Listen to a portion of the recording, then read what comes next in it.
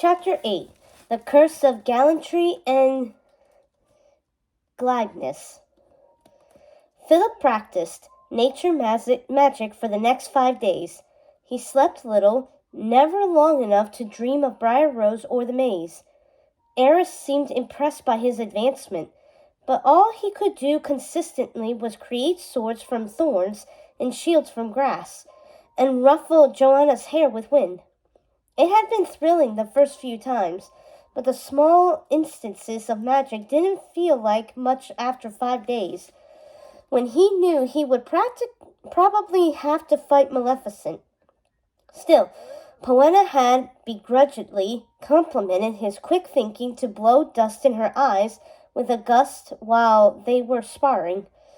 So at midnight on the 5th day, when he finally got to collapse and sleep, Philip didn't expect to wake up in the dream world, Yet he opened his eyes and saw the hedge maze. The walls were taller and the thorns thicker, sharp points dripping with a sickly-looking yellow sap. He rolled to his feet, holding his breath to hear if Briar Rose was there, and a soft whispering drifted over the wall. She was talking to someone, but her voice was far clearer and closer than it usually was when he eavesdropped on her waking hours. Was she rehearsing for a conversation or confrontation? "I feel you're being rather unfair about everything," she was saying, though it was stilted and over-rehearsed. "I'm no longer a child, and I should be allowed to visit town. I know you are my aunts and that you love me, and I love each of you, but I—" "Visit town?" Philip ambled over to the thorn wall as quietly as he could. Briar Rose spoke constantly to her animal friends about the places she had been, often in those places' languages. She might have lived in a cottage in the wood with her aunts, but he had always assumed that she was well-educated and well-traveled. He had pegged her as a lesser noble, wealthy enough for all of that, but not important enough for Philip to have known her. What had perfect Briar Rose done to get banned from going to town? Her aunts so rarely denied her. No, that won't work. Briar Rose sucked in a deep breath, held it, and whistled as she exhaled. "I need to come up with an advantage to me going into town, like learning how to socialize, but not that one because I tried it so many times." The thorn wall creaked. "You're less help than ears." "What help is a rabbit when deciding how to word something, and why practice when we both know you never stick to it?" Philip asked. He laughed when she shrieked. "Also, don't use such passive terms. You're the one saying the words, so if they don't know you feel that way, that's their problem." "How long have you been here?" asked Briar Rose, voice pinched in surprise. Ages," Philip grinned, glad she couldn't see him, and started walking down the maze's path. He had awoken where he left the dream last time, so at least their progress through the maze seemed to be kept, no matter what they next dreamed. Ants, towns, ears. Hey, what did you do that they're not letting you leave? You love traveling. Must have been bad." "You don't have room to judge my rehearsal," she said stiffly. "I overheard that little play you were in when you were 11. You forgot half of your lines." Philip scowled. He had been 12 and hated the yearly reenactments of past glories, like his father's defeat of Maleficent, and he hadn't forgotten his lines so much as swapped them out for funnier ones. He clucked his tongue and asked, "What color are your eyes?" "What? Why?" "I'm trying to think of what your expression looks like when you say such mean things." "I would rather you not think of me at all," Briar Rose said, but he heard her stop walking for a few steps. "Are you coming? There's no fun in reaching the end unless I beat you, and you have to actually try for it to count." Philip grinned. "Lead on." The maze felt smaller than the first time it had appeared. The walls were taller, or thicker, pressing in from each side so that Philip had to angle his body to make a few turns he wanted to take. He was dragging his toe through the grass every few strides and leaving markers for himself in case he ever needed to double back. Briar Rose, too, sounded as if she was leaving a path in the grass. She had probably done it in the first dream, even though he hadn't remembered to. Had she dreamed the last 5 days and gotten to navigate the maze without him? He wouldn't ask and be the first to break the silence, though. You know, I haven't heard much of your life recently. I used to dream of the wood and be forced to listen to you whine at least once a week, Briar Rose said. But it had been days and I haven't heard anything. Philip pantomimed, punching the wall and mouthed, "Finally!" Asking would have meant he cared. "Oh, sorry," he said. "Did you say something?" Briar Rose sighed. "Never mind. I haven't dreamt of you either, so consider us even. It's been fantastic. I've been able to focus on my training," said Philip, cracking his neck and hesitating at a two-way path. "Have you been able to investigate without me being here?" "No, I was stuck in the same hall of the maze as before," she said. Her voice pitched up as she continued, and he could practically hear her leaning toward him. "Training? I thought you were taking a relaxing trip around the countryside with Joanna." Philip wasn't quite sure what her tone, angry and sad and prying all at once, but not fully any of them, meant. But he didn't care for it. "I am. Joanna and I—" He swallowed. "Spar." "Spar?" It's when two people fight each other but don't land heavy blows in order to practice. A mossy pebble fell onto his shoulder, and Philip leapt back. "Did you throw a rock at me?" He found the pebble on the ground and rolled it around in his palm. "Oh, did that work?" She hummed and started walking again. "I was curious if our physical positions were actually near each other, or if it was some sort of dream magic." "No, you weren't," he said, loving it. She, good little Briar Rose, who never did anything wrong, had thrown a rock at him. "We know it's magic because I keep taking lefts and you keep taking rights. And yet we're still right next to each other." "What?" She drew out the word. "Are you suggesting I intentionally threw a rock at you for non-scientific purposes?" "Yes." "Why would I ever do such a thing?" asked Briar Rose. "Because I—" He pocketed the rock and shook his head. "I couldn't say. You're a monster, obviously. No motive required." Briar Rose laughed so hard she snorted, and Philip chuckled. Not that he had let her hear, of course. He had never heard her laugh so hard before, not with her aunts or any of her forest friends. He liked having been the one to make her laugh. "You have terrible aim," he said.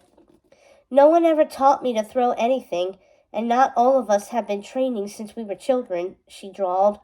"I can't believe you're willingly training more and not researching these dreams." "You and me both," he said.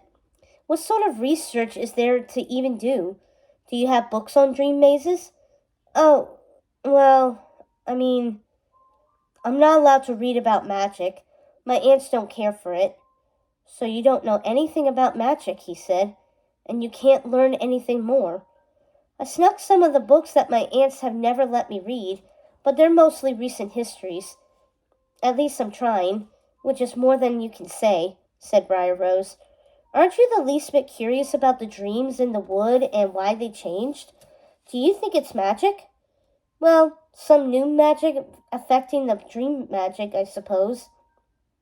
He thought back to his nature magic and his suspicions he could be responsible.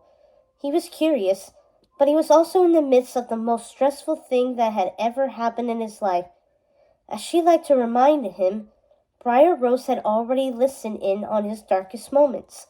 His nerves before his first tournament, the first and only time Sanson had thrown him, his father's furious lecturing after Philip objected to his intensive training-filled future and spoken of them to her real-life friends.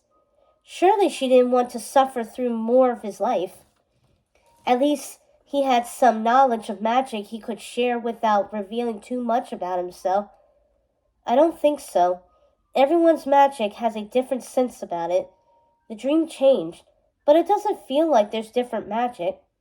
He started walking, taking the right-hand path, and heard her turn left toward him. It was nice to finally know something she didn't. The thorn wall might have grown into a maze, but it and the dream wood still felt the same as they had. Some people's magic leaves the air cold and sharp like a winter snap, and others smells like a freshly oiled sword and smoke. Poena's fire magic reminded him of skirmishes and house fires. Is it always scent? She asked. No, it can be any sense. I've seen shadow magic that makes everything taste of brimstone, he said, recalling Maleficent's appearance at Princess Aurora's christening. But don't take my word for it. As if I have ever taken you at your word, Briar-Rose said. There came a sound as if she was walking back and forth across the stone. It was too soft for her to be in boots. But Philip usually wore his day clothes in the dreams. Did she go about barefoot every day? I used to sit on this rock and listen to your life pass you by, and I know you well enough to know when you're keeping something from me. The accusation and the truth of it smothered the fun he had been having. I hate that you know me at all, he muttered. Don't worry about what I'm not telling you. It's not bad, it's just personal. Oh, thank you ever so much for permission not to worry, said Briar-Rose. My eyes are violet, by the way, and I am rolling them. I would expect nothing else. You're not the only one with personal problems, you know, she said, twisting her hands together so frantically he could hear it. How do I know this isn't your fault, that the wood and the wall didn't change because of you? The fact that they probably had made the words hurt all the more. Everything was always his fault, no matter what he did. He hadn't gone looking for a fight or for magic. It had simply happened to him. But he still had to deal with the consequences. She didn't even know about the magic yet, and still she knew. Your monologue made it very clear that you, too, have problems, said Philip, and he refused to let her hear any concern in his voice. She didn't need to worry because the dream world wasn't real. There were far larger concerns in the waking world. You talk all the time, you know, and I always thought you were bragging. You never answered my question. Why are you banned from going back to town? Or did you not answer because your practiced argument tonight was a lie to earn sympathy, so I'll let you win? That's very hypocritical of you. I asked last time if there were any changes in your life, and you said there weren't. What a delightful way to avoid my question again, he said. You're avoiding mine. So your aunt's baby you. What a tragedy to be so loved, Philip swallowed. So often as a child he had been jealous of the ways Briar-Rose's aunts doted on her. She talked about how they brushed her hair every night and got her a new book whenever she mastered one of her lessons. It was as far from his childhood, full of training for a curse that he now knew was right around the corner, as possible. I don't know why you're so desperate to prove your worth by solving why we have these dreams, but I don't want you to prove anything to me because I don't care. Of course you don't, she said, and the enunciation could be caused only by a sneer. You think everyone and everything is beneath you. You had one bad day at your first tournament and one bad fight with your father after, and then you gave up trying at everything completely. Philip recoiled at the unwelcome reminder of that day. He never thought of it. He never spoke of it. He didn't even want the memories of it. You have no idea what you're talking about. The frustration that had been building in him for years took control of his mouth.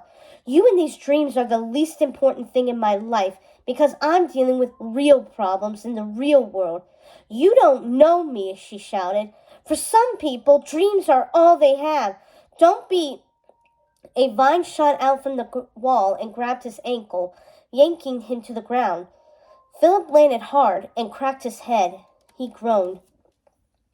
Philip? Briar-Rose asked. Don't try to trick me. It won't work. I'm not trying anything, he said, and sat up. Wake up! What? Asked Philip. The words echoed in his aching head. What? She tossed a small rock over the wall, and it landed a few strides from him. Philip, what's wrong? Are you all right? Your worry is almost believable, he said, reaching for the vine. Wake up! Came the voice again. The vine tightened around him and dragged him toward the wall. The thorns opened up, revealing a hole in the vines, and Philip clawed at the grass. He tried to slow down, but the vine only tugged harder. It pulled him into the dark of the wall. The thorns snapped down on him.